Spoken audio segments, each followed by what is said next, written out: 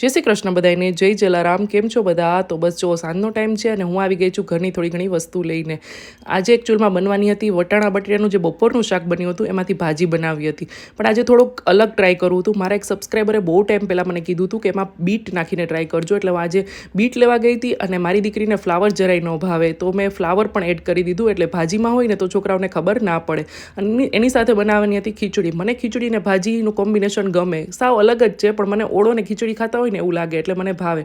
અમારે રસોઈ આવી રીતે કરવાની હોય. આંસીબેન અતિશય તોફાન કરે જ્યારે હું કિચનમાં જાઉં ને ત્યારે, એટલે એને છૂટા પાડતા પાડતા એને કહેવું પડે કે આંશુ હવે તું બસ કર. ત્યારે એ બેન થોડાક 2 મિનિટ માટે શાંત થાય, પછી વળી પાછું હતું એને અને જો મેં ગ્રેવીની તૈયારી કરી લીધી. હવે બસ ખાલી લોટ જ બાંધવાનો બાકી હતો અને ત્યાં આંશુબેને વળી પાછું ફ્રીજમાં દહીં લગાડી દીધું અને નેક્સ્ટ મિશન હતું એનું કપડાં વીખવાનું. અને ત્યાં અમારી રસોઈ પણ બની ગઈ અને દીપક આવી ગયા, એટલે હવે થોડીક મારે શાંતિ હતી. તો મારે રોટલી નહોતી ખાવી એટલે મારી આવી પ્લેટ હતી. તો આવજો બધા.